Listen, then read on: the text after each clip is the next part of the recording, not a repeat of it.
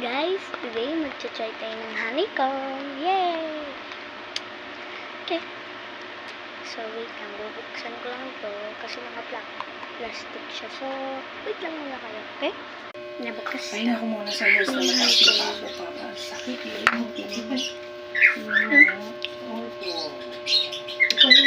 So, try natin.